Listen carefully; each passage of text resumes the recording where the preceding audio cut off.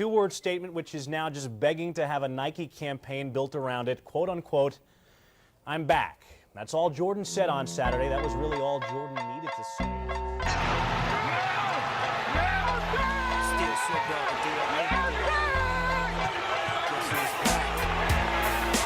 I'm back. Welcome in to episode 47 of the Zoomer Sports Radio. And it's been a while since I've done one of these podcasts. Like, you might be wondering, Andrew, what have you been doing since March? Where the hell have you been since you interviewed the Glenbard West state champ basketball guys back in March? And to be honest with you, I've done a lot. And I played an entire varsity baseball season, all conference pitcher, by the way. I graduated high school, enjoyed the summer with my friends. Then I moved down to Clemson, South Carolina, where I'm going to be studying the next 4 years. And I started taking class over the summer, and I've had the privilege to start working with the Clemson men's basketball team in their social media department. So, I mean, I've stayed active on all my other social media platforms, TikTok, Instagram, even the Twitter, Zoomer Sports is posting more. So once again, if you guys haven't been following there, go ahead and follow there on the Instagram, TikTok, and Twitter. That's where I've been during the podcast hiatus.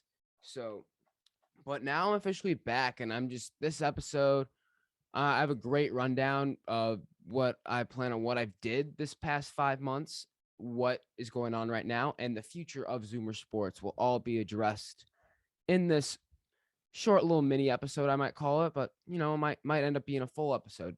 So let's go more in depth in what I've done since March, and plus I got a new segment at the end.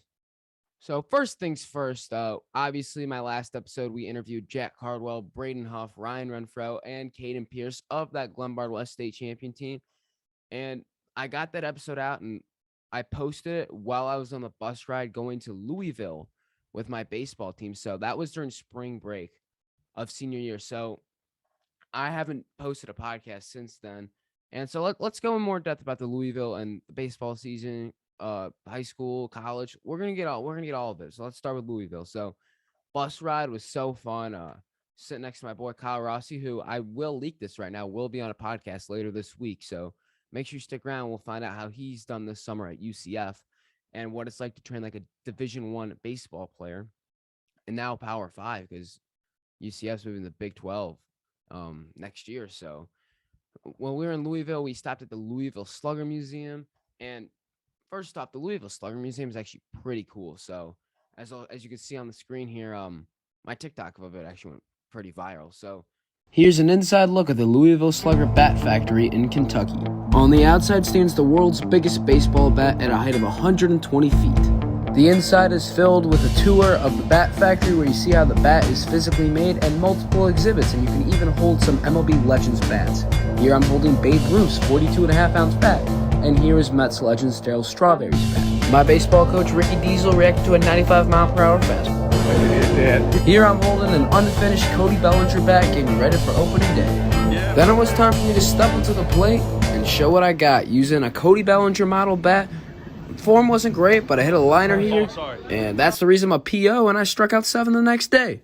You walk up, and there's just the world's tallest baseball bat. It's like 128 feet or something, and it's just outside on this random warehouse building. You walk in, and then on the wall, they have an autograph of every baseball player to use a Louisville Slugger bat, which is really cool. And then you walk into the gallery, which I guess is what it's called, like the place, like the museum part before you go on the physical factory tour. And you can hold Legends bats. Like, I mean, they have one for every team, and then they have the MLB Legends. So I got to hold Babe Ruth's like crazy heavy bat. It was like 36.5 ounces or something, 38.5, something like that. I also held Mets legend Darryl Strawberry's bat. And you could, there was one bat for every team. So like the Cubs was Chris Bryant, even though Chris Bryant isn't even on the Cubs anymore. And I swear he uses a Chandler bat too. So might have used the Louisville Slugger at one point, but I swear he used Chandler and Marucci the most. And then the physical tour is pretty cool. I got to hold like unfinished bats of like Vladdy Jr., Cody Bellinger, and Ian Happ, guys like that those are 3 all-stars. Bellinger's been an MVP. Guerrero would have been an MVP if it went for Ohtani's superhero season last year. But you got to see like the unfinished bats, like there's no gravings in. There's like you don't see their name. There's no Louisville Slugger logo. You can see right here on the screen, and it's just weird. And like they have these ginormous machines in there, and it was really cool. Like the process of how they like paint the bat. They like dip it in like this dye, like it's black or pink or maroon, like blue. Like people get weird colored bats, but like I feel like the most common one is the natural grain and then the black bat. So they were doing that, and it's just a really cool tool. I really suggest if you're ever in the Louisville area or driving through it to get to South Carolina or Florida, North Carolina, I'd really recommend stopping at the Louisville Slugger Museum. It was really a fun time. Then, so let's talk about the baseball. We actually went. Our first game was against Ballard High School, which you might know this guy for the Los Angeles Angels. Joe Adell went there. We actually nicknamed the field Joe Adell Field, but we won there 3-2, and Nolan King almost gave us all a heart attack. And Chase Kruger started off and pitched a really good game, but Nolan came in a close in that bottom of the seventh. We're up 3-2. He strikes out the first two guys, no problem. Then decides, let's just walk the next three guys and get I forget, someone was warming up in the pen, and like Schultz, our coach, Andy Schultz, his blood pressure was through the roof when Nolan was walked those bases loaded, and then he decided to strike the guy out. So we were all saved. But like, man, he took 4 years off Coach Rick DeZingle's life there. So, and then the next day we were at North Oldham. This was the Louisville Slugger. This is the day we went to the Louisville Slugger Museum. We went there, then we went back to the hotel, chilled, and it was a really cool game. Kyle was pitching on a very bum ankle because that off season. I'm gonna have a blog that comes out either tomorrow or even today, even maybe depends on when you're listening to this. But he like fractured his ankle really bad during one of our February bullpens. He was pitching, stepped off the mound right on a ball and just rolled it. Like it was a freak accident. This was his first start. This was his first game, and he just wasn't himself. Obviously, his ankle wasn't fully healed. Maybe should not have started. Maybe there was like bad air in that Holiday Inn we were at, which did lose its power, by the way, on the last night. So that was actually kind of fun. Enjoy this video of the Zingle when the power went out.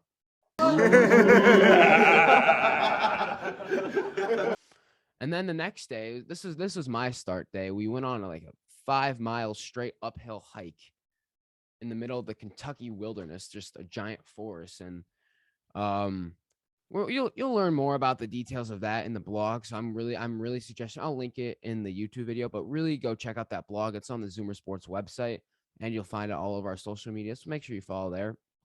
But we had a hike, and then I pitched against Butler, which is where I forget what team he's on now, but he played for the Braves, Cincinnati Reds, San Francisco Giants.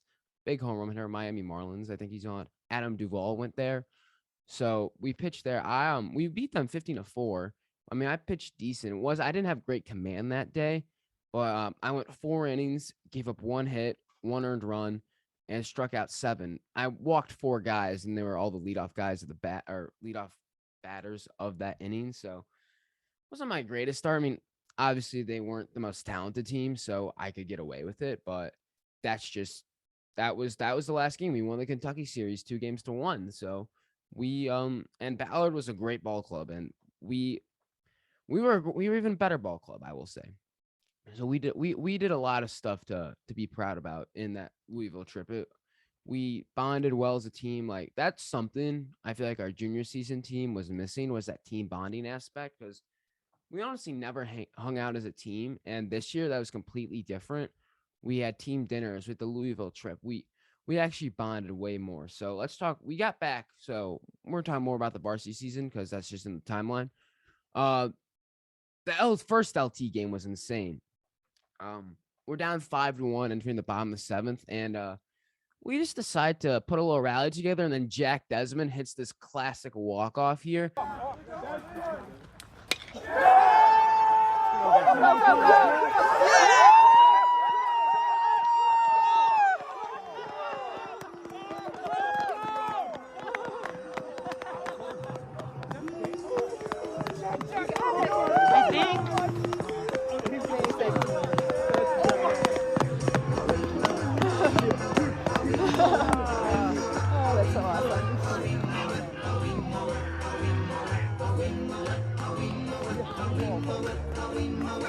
Well, I was the mastermind of the Lions Sleep Tonight playing right as we won it. So of course I'm going to take credit for that. Of course that was me who did. I was the dugout DJ when I wasn't pitching. So, but that was one of the best games of the year, top 5, honestly.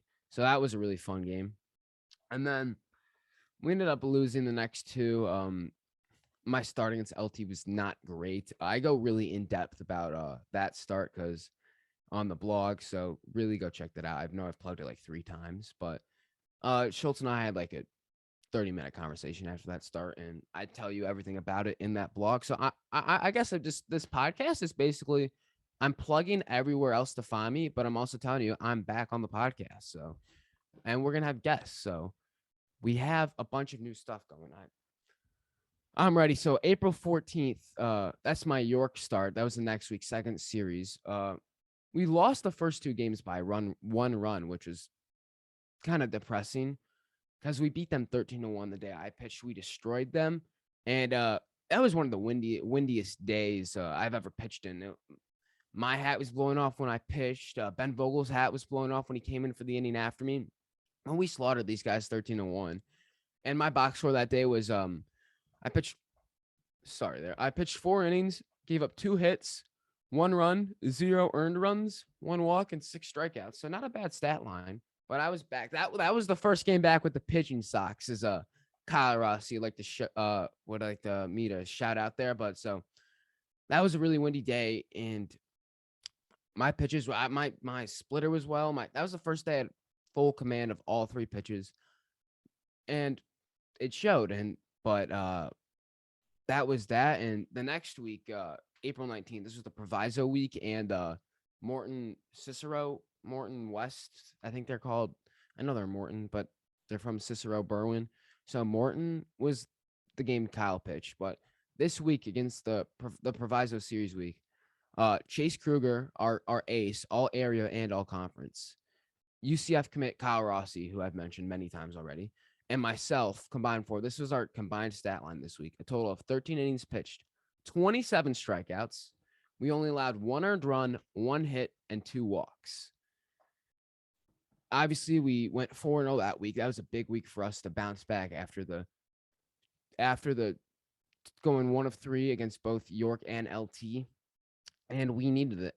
So let's go into more some of the senior year shenanigans now. So, I mean, obviously, let me tell you guys about Pete Mastandria, the commish. So this guy's a legend around Glenbard West, and he was our team sports teacher, and he was also the volleyball coach.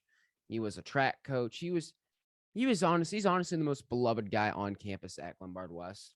And he was retiring after this year, and so he would always just come around and mess around with us. Like he would always like play this game where he'd set up bowling pins and he'd throw a football at it and he'd call it foaling. He'd always be dancing around in the gym, always be having a good time. He'd always call you a whippersnapper or a is a 17 and 18-year-old whippersnapper just like you are.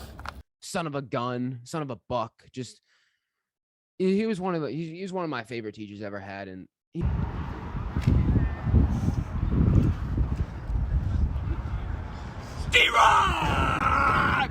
his goal, or like my thing. So Nolan King and I, one of my good friends, we would always like say, if you tell Kamish Mastandra that you inspire him, he'll either have 3 responses. He'll be, if he's in a good mood, it will be, no, you inspire me to be here every day, or he'll say, well, that's why God put me on this earth.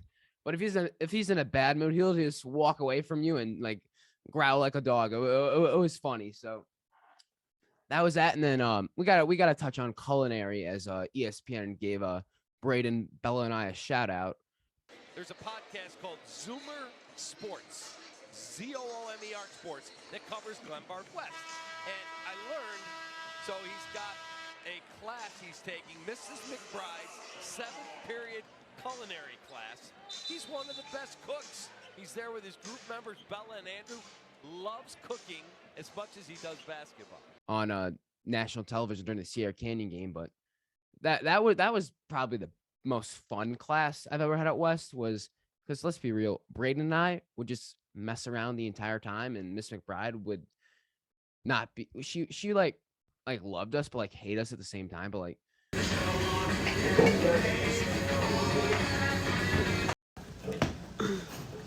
Alright, wanna help me put this in the fridge? So that's my one. We got her to laugh a ton. And then Jordan and Bella would do all the cooking mostly. And Braden and I would throw flour at people or at each other. So that's your number one recruit, Gonzaga. Hate to bring that skeleton out of the closet, but Braden loves his Chex Mix. I will say that. Chex Mix. Hey, I got one, so don't look at me. We want Chex Mix. We want Chex Mix. I can't One play. Say that. And Braden loved dunking on me in Kamish's team sports class.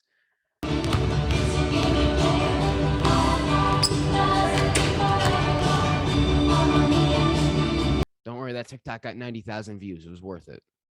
So now we get to April 29th, April 25th and 26th. This is a big, next 6 days. I have events for everything. April 25th and April 26th. We went 2-0 with Nash against Hinsdale Central. All right, so in the first game, we won this one 9-8, but we were down 6-2. And we came back and won on a Trevor Metz go-ahead double in the bottom of the sixth. And then Nolan closed it out, going 1-2-3, not giving us heart attacks like he did against Ballard. So Nolan was our star closer this year until he went to Italy. We'll talk about that later. We then lost at Hinsdale Central the next game, 5-4. Lost with an asterisk. This is a game I pitched. I went 5 1/3 innings pitched, only gave up 4 hits, 3 runs, 2 of them earned, 2 walks, and 3 strikeouts. We're all right. This is where the asterisk is. Nolan's pitching. We're up 4-3 in the bottom of the 7th with 2 outs. Nolan strikes out the last guy. I think it was Harry Fondre on a 3-2 curve. And so he strikes him out. The ump called it a drop third strike, even though Jake caught it cleanly. The announcer, so Hinsdale has a PA announcer at their games. He goes, strike 3, and that's the ball game. Glenbard West wins 4-3. The game technically wasn't over yet, but everyone in the crowd thought the game was over 4-3. But the ump, who, let's be real, the ump was terrible. He squeezed the hell out of me. So that ump, and he was obviously our ump, our last regular season game behind the plate. But this ump was not good. What he did was he called it a drop third strike, but Jake caught it, and then he then just handed the ball to him, and he's like, no, but Jake caught the ball and handed it to him. So Jake had to argue, and then by the time he had to throw it, the Hinsdale runner was halfway to first, so he had to rush it. He overthrows Chase, and then they tie it by their score, and then Luke Adams is on second, so it's first and third. He keeps running, and we're our team's all yelling. Ike has the ball in right field. And even if he wanted to throw it home to get the guy out, the ump is standing in between, the home plate umpire standing in between Ike and Jake at home. So if he threw it, he would have nailed the ump right in the head. And the base ump, who could appeal that call, he has a better angle. He could see that the ball did not touch the ground, and he just sat on his hands, did nothing. So that was the toughest loss ever, to be honest with you.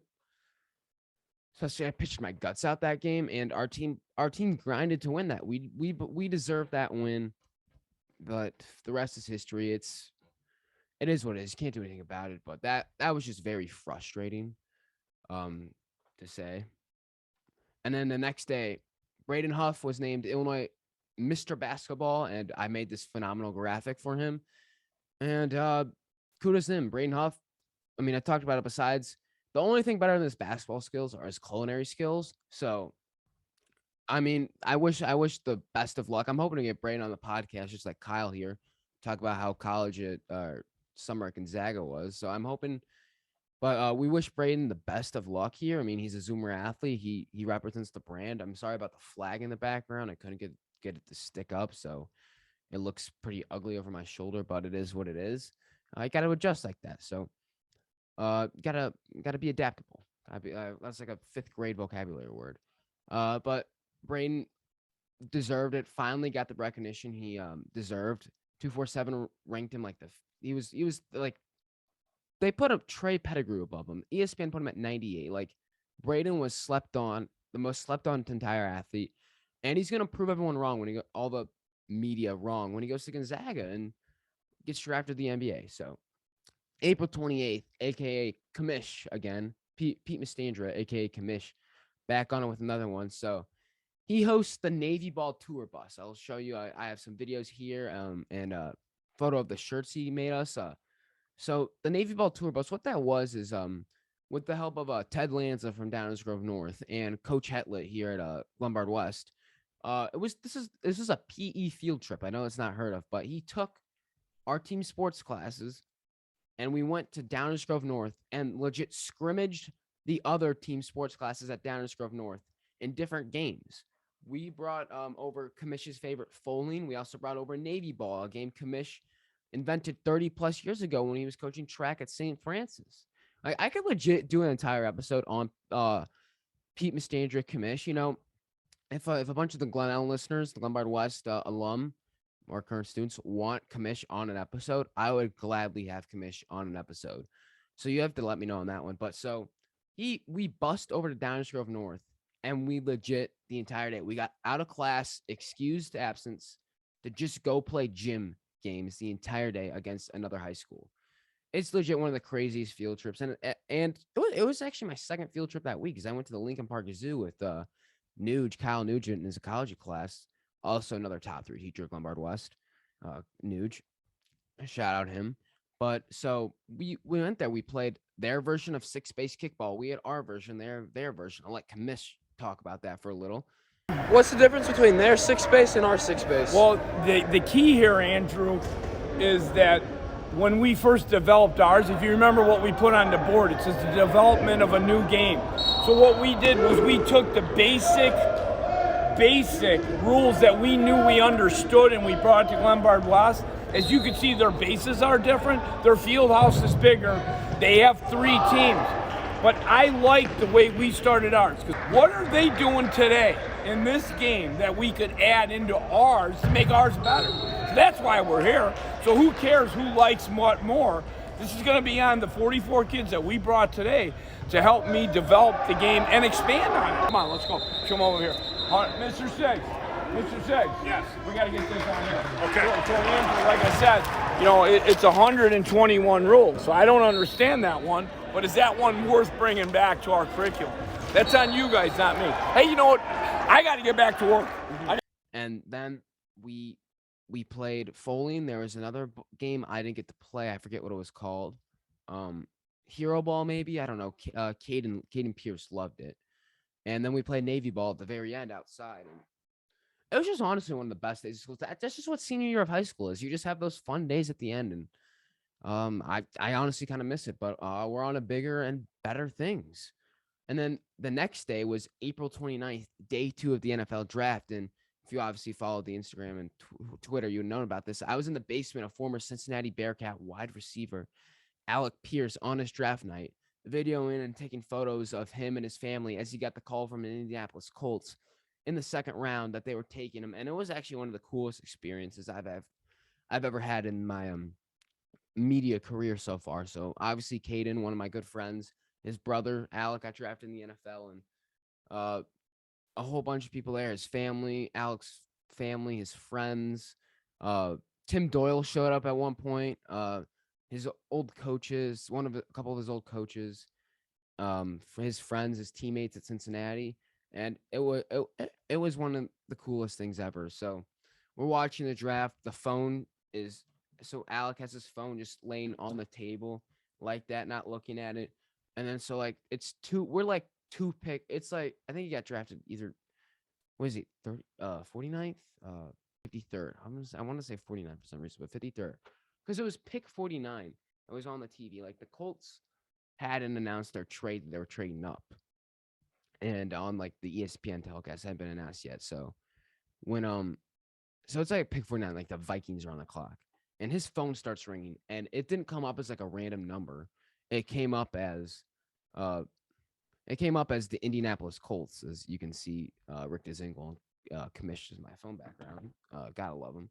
But so it rings and he just talks on the phone. It's Chris Ballard, the GM. And he talks to Frank Wright, the coach, and Jim Irsay, the owner. And it was really cool. And then after that, everyone went crazy. And then we went crazy when he was announced on ESPN. And then like legit 30 seconds after he got announced on ESPN, Matt Ryan, future Hall of Famer, former NFL MVP, current quarterback for the Colts, FaceTimes Alec. And then like forget, like I think Michael Pittman reached out, and he was on the Zoom call with Indianapolis media like 30 minutes later. So it was a really cool night in the Pierce household. Thank you, sir. Can't wait to be a part of your organization. Thank you.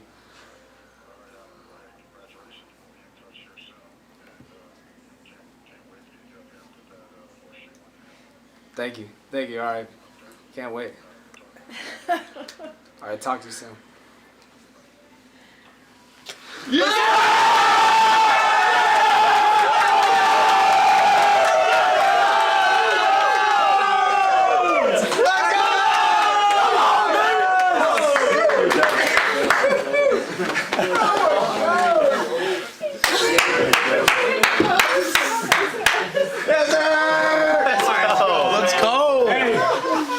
And he's killing it right now at training camp, and the family got to fly down the next day. I mean, Kane didn't go because we had prom. Our senior prom was that next day on April 30th, so he didn't get to go. We got to spend the night in Michigan at Kyle Rossi's lake house. That was fun. And then May 4th comes. We're going back. We're going back to some baseball talk now, or Glenbard West baseball talk. It was the first ever Zoomer Sports bullpen review at Cary Wood, Chicago Cubs Field. That starred myself, starting our all-conference, all-area pitcher Chase Kruger, UCF commit Kyle Rossi, catcher Jake Glynn, and then the greatest assistant coach of all time, Rick DeZingle. So that's a tongue twister, but Rick DeZingle's the GOAT. That's why he's on the phone with Commish. But that was what started the West baseball content, really. Because it was mostly West basketball content I was doing. So I'm like, I started doing a little both. Zoomer Sports Bullpen Review, Glenbard West Hilltoppers. We're out here at beautiful Cary Wood, Chicago Cubs Field. We're 1 mile down from beautiful, historic Wrigley Field. We got two high schools right next to each other. It don't make any sense, but overall, pretty good bullpen review. We're going to hit it to Kyle. Kyle Rossi here, Glenbard West pitcher, here at the plyo wall. And it's just a fence, meaning there is no plyo wall.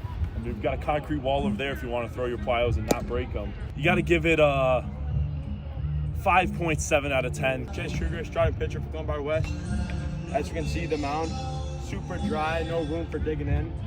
And as well, as you see, the game mound is turf, and this is dirt. So for that, I give it a 3 out of 10. I give the plate about a 0 out of 10. Plate's about 2 inches thick and it's about put it in? Just like that. And then it sits about an inch above the ground. It makes blocking very difficult. Overall, I think we'd give this bullpen about a 5.1. May 9th through May 12th. That's the last week of school. That was a really fun week. We had the tour day west where all the seniors on the last day, we go around on our scooters or skateboards, and we're done with school after that. So that was the last day. On May 12th, the last day of school, I had a game against OPRF. I pitched, and I had a bunch of my former teammates were on that team. Danny Michaud, Maddox Newman, Jack Chambers, Matt Butterly. I know I'm missing one. Jack Spinks. I think that's all of them actually.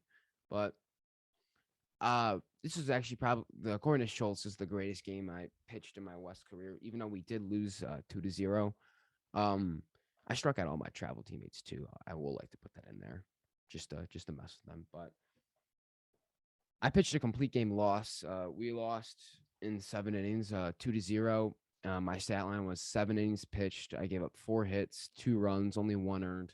Gave up a solo shot to a Louisville commit, only homer I gave up all year. 0 walks and 8 strikeouts. So one of the best games I've had. Calvin Prosky, who's a UC Santa Barbara commit, was on the other side of the mound. Pitched better than me. He pitched 6 innings, gave up like 2 hits, and had 9 strikeouts. Still 0 walks. There was 0 walks the entire game, which was crazy at the high school level. But that was a game where you're just like, well, they just outplayed us, I guess. I mean, there was the air in the first inning and the solo shot, but I'm happy at my performance at that game. I will say that. And our team, we grinded. We didn't give up because we got second and third in the bottom of the 7th, and we're ready to send it to extra. So we never quit. That's one thing about our team. We never quit. I didn't mention the Glenbard East game. I pitched horribly. It was my first start of the year. we were down 12-2 and come back and win 13-12.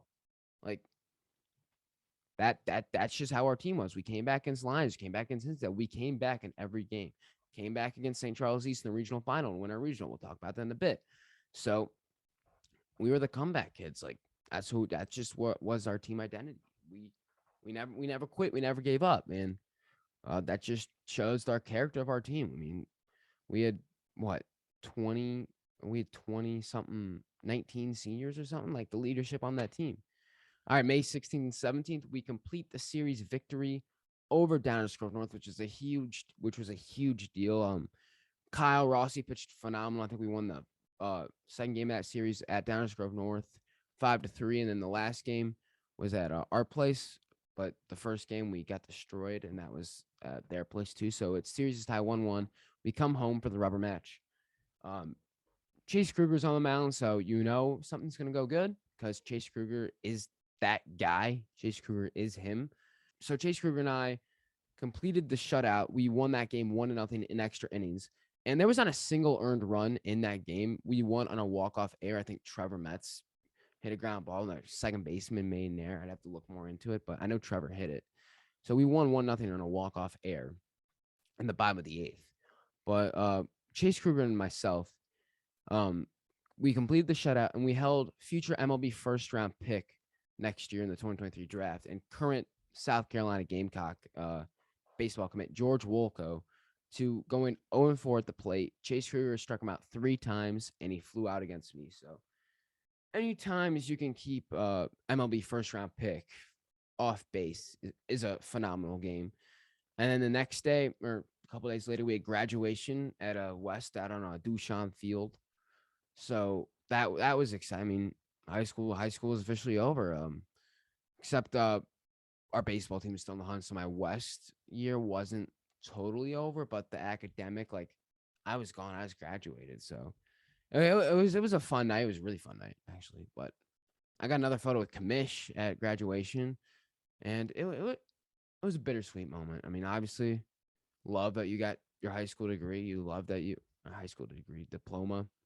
You love that you got to spend all that time with your friends. But I mean, it's bittersweet. You're on to the next thing. And I was then named, as I've alluded to earlier, I was named to the Western Suburban Conference All-Conference team as a pitcher, along with my teammates, second baseman Trevor Metz, center fielder, third baseman, closing pitcher Nolan King, and pitcher and first baseman Chase Kruger. So I'm actually I ride that accomplishment probably a little too much, but that was my goal going in the year. I wanted to design black jerseys for our team, did that. Wanted to win a regional, did that, and I want to be named all conference. We did that. So senior baseball year of varsity was very successful. May 26th, regional semifinal, we beat Bartlett 5-1. Chase Kruger pitched like a stud. This was a night game. It was like a 7:30 start, so it was under the lights. It was awesome. So if you don't know anything about Village Green, our home field, it's off campus, but like our dugouts are ginormous, and we have fencing that go all the way down. And it was packed on both lines. Same with our regional final game, which I'm about to talk about soon. So it was packed on both lines, but this was kind of cooler because it was not our regional game was at 10 a.m. This game was at 7 p.m., so it was a night game. It was sweet. And then the regional championship 2 days later at Village Green, Don Burns Field, which was what we called it. It's officially no longer Don Burns Field. I've actually been lobbying, and we're starting to make it be named Richtesingle Field. That's what we want it renamed. Regional finals today at 10. Be there.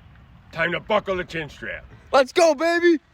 We were playing the number 1 seed St. Charles East, and Kyle Rossi, that stud, started the game off, and I came off to finish it. So let's just talk about how the game went. So like it was pretty quick first 4 innings. Like there's no real damage done, but like in the top of the 5th, we were down 2. We had the bases loaded, no outs, and then we had 2 guys strike out and fly out, so we didn't score, which is very unfortunate, but it didn't matter. Top of the 6th, David Lago, it's an Oppo Taco double, an inch off the wall. And then Billy Francis, it's a double, same exact spot, back to back. And then I think Trevor knocked us in to make it a 3-2 game. Trevor Metz, that's why Trevor knocked in. I think he knocked in both. So it's 3-2. Then top of the 7th, Kyle gets yanked. I come in, got on third. They do a sack bunt, and they tie the game 3-3. I then get the next guy to pop up, although season-ending runs on third base. 3-3 if we go to the top of the 8th. And then Nolan King doubled to make it a 4-3 game in his last high school game ever because he went to Italy. Nolan. And then Trevor knocked him in, make it 5-3, I think, on another air. So, I mean, and then I pitched bottom of the 8th one in 1-2-3 fashion. We upset them 5-3, and arguably the best game as a team the entire West year. And it was really fun. Hey, go now! Deep!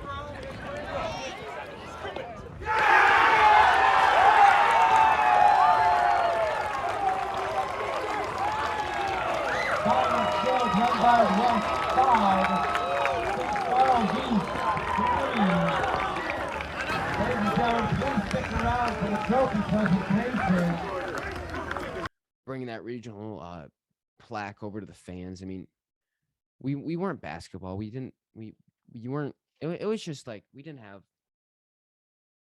like the fame or as much as basketball because obviously you have 5 D1 guys on that team, but it was just fun to like feel like that for that one moment, especially when you were on the mound pitching to get that final out. And your catcher just is nowhere to be found because as a pitcher, the first guy you celebrate with is your catcher. So Jake's just down first baseline, and I thought he'd be behind the plate.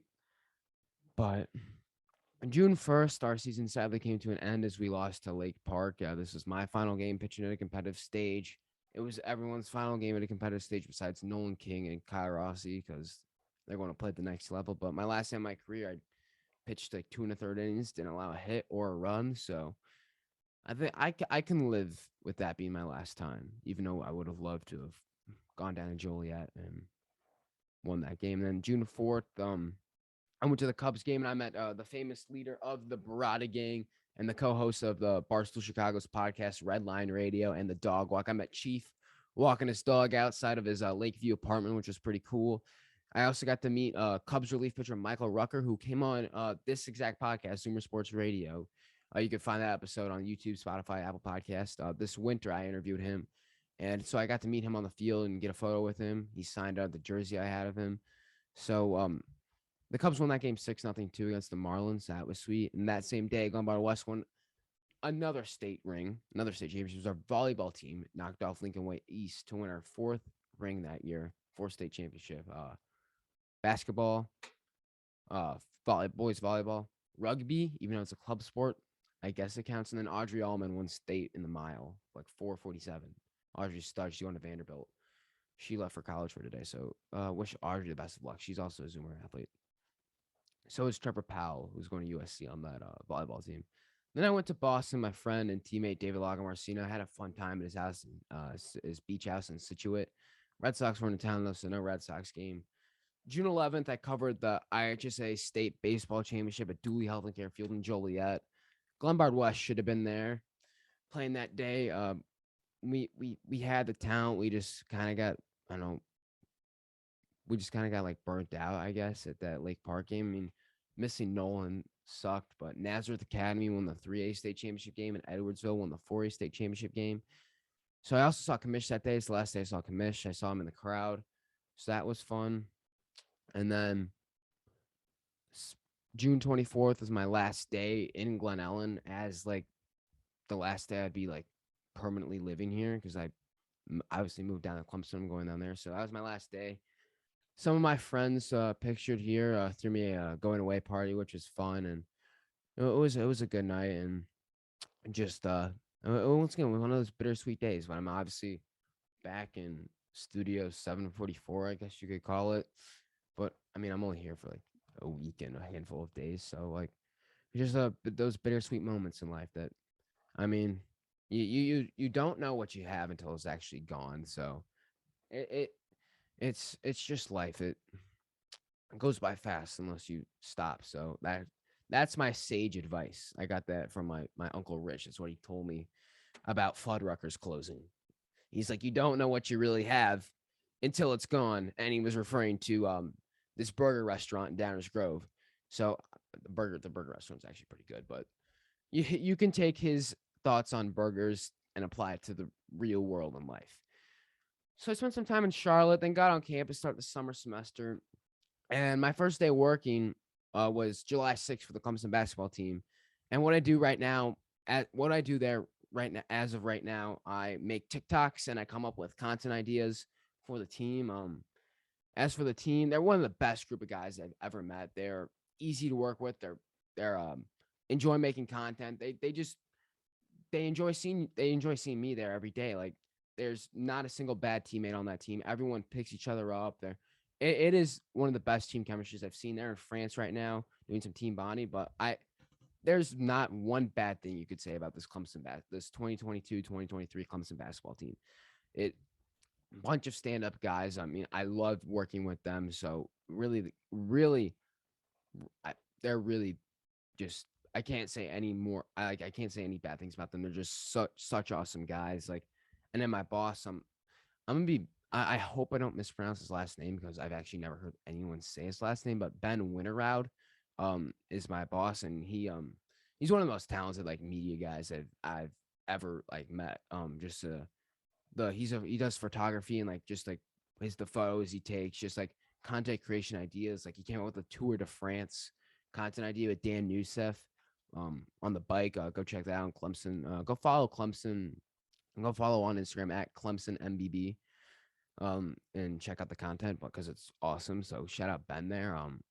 He's just one of the most talented guys I've ever met. So really appreciate him. And like gotta show some love for Brevin Galloway, man. That guy, him and I will text every day about content ideas, and he's a 6th year now at Clemson. So he was at College Charleston and Boston College for that. So then, I mean, all the guys just love my the content I'm doing for the team, like the questions I ask. They just love showing off their personalities and styles, I guess. And it's just a really cool it's a really cool experience, and it's a really cool team to be like community to feel a part of. Like I just love Clemson basketball so much.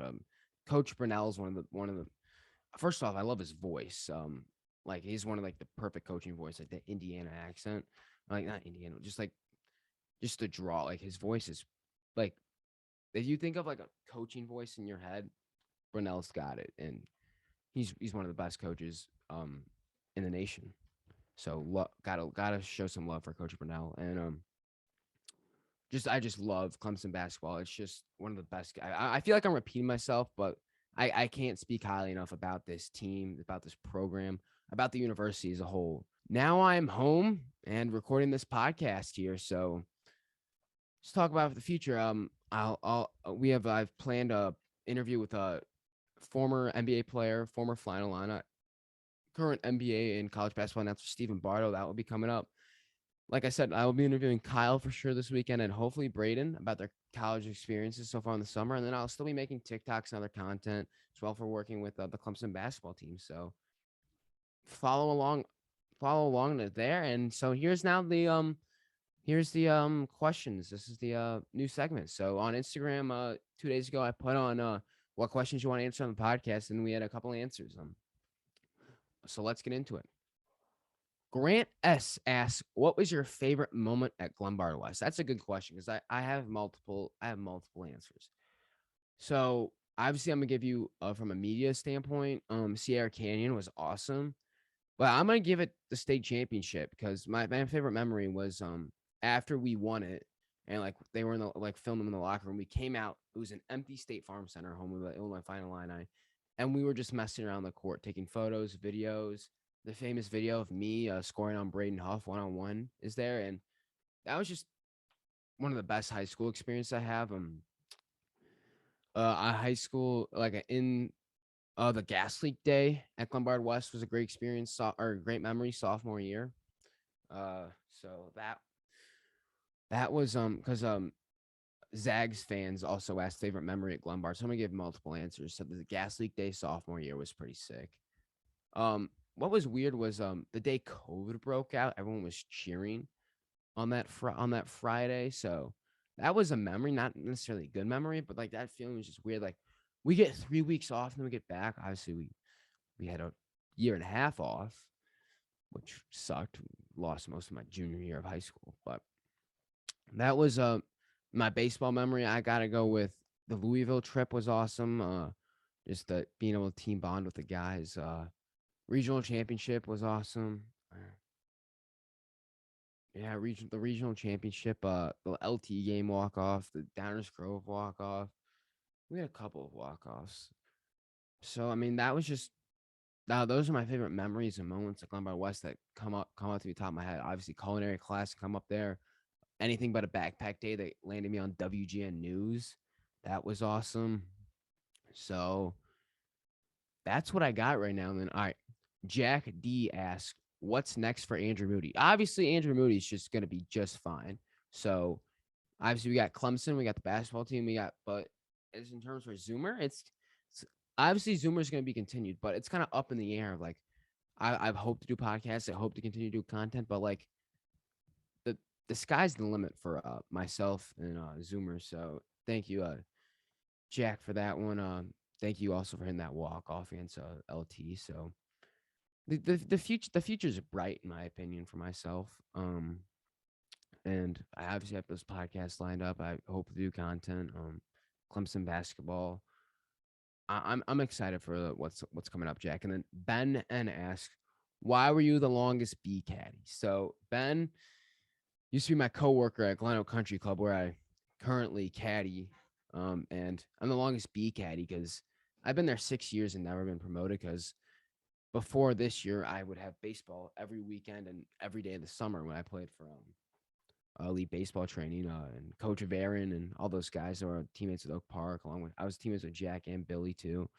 Love that organization. I mean the change at the helm every 4 months. That's been the last 2 years. Obviously, Andrew Epperly, who was there for my first 4 years, caddy master, he resigned to venture into something else in life. And then we had this one guy, he got canned. Then we had two of the most tenured caddies do it. They didn't want to do it anymore. They were just interim. Then we got one guy, and now he's gone. And there's just been a lot of change at the helm that's kind of hindered me from that promotion, if that makes any sense, Ben. I also don't show up very often because I'm at college now. What was it like? All right, Jason V asks, what was it like playing with the young Dominican shortstop Jason Valdez? Jason Valdez he's one of the best teammates I've had. Always positive, always hustling, always wants to do his best, always wants to do his best for the team. And he's got big shoes to fill this year as a senior at Glenbard West. He's actually in school right now as I'm recording this podcast. But he's the star. He's the captain. He is that guy for Glenbard West going into senior season this year.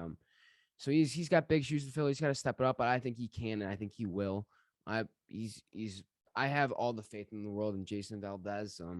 I wish him the best. I'll make it out to a game or two this year when I get home from school. So, Jason, I'm gonna miss playing with you. I'm gonna miss seeing you every day in the dugout or in school or on the field. So, just know, you'll be an honorary Zoomer athlete even if you never play at the next level. I'll miss you, J Val. Love you, kid. All right, and then Ava H asks, will I be seeing you in Blacksburg this basketball season? So Ava Hartzell helped out with the Sierra Canyon game, Glenbard West. She's another former Glenbard West alum. She's a sophomore now at Virginia Tech, who obviously Clemson plays this year. So honestly, Ava, I think there could be a chance I see you in Blacksburg this year. And she's also very talented what she does with her videos and photos. Very talented. We worked at State together.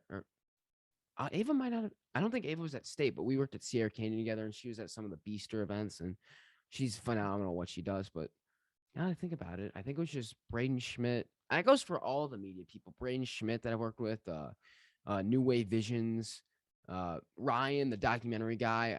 I cannot say enough about him, or not enough good things about him too. Al, his partner, Derek Eccles, Slow Shay, who provided me a lot. We do the This Week in Illinois Sports. As of right now, we're coming back for season 2, bringing back the football. We're going to start with football season, but I have to touch base with Derek about that because I do plan on doing that.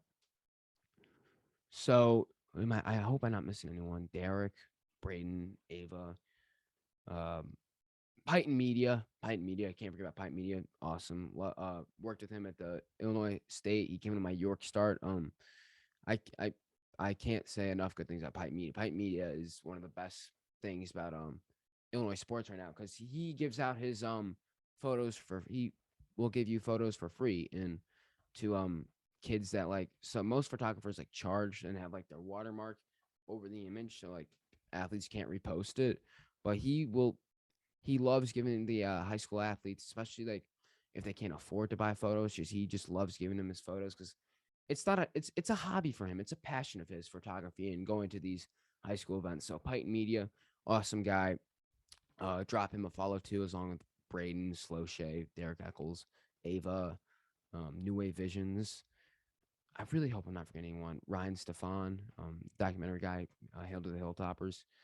All right, and then we got 2 from Henry W.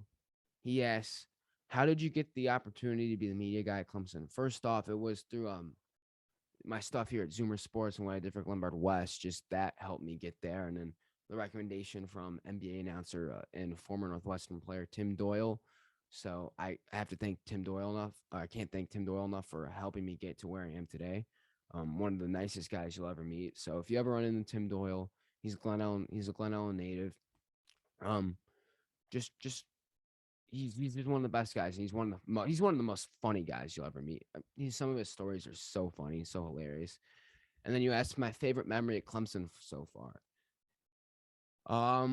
It's a tough one because I haven't been there long enough. I don't know. I guess just going into Little John day in and day out, interacting with the guys, making content, just talking on the sidelines, because PJ Hall, one of our best players, is out. So like during practice, Ben, PJ, and I will just talk and on sitting in the stands while practice is going on. And those are just some of the most favorite memories I have as of right now. So as of right now, I think we're going to call it an episode for this has been episode 47, I believe, of the Zoomer Sports Radio. Glad to be back. I'm happy to be back. Hope you guys enjoyed that intro animation. I know it's kind of stupid, but I was back. And I hope to bring more of these to you. Make sure you follow Zoomer Sports on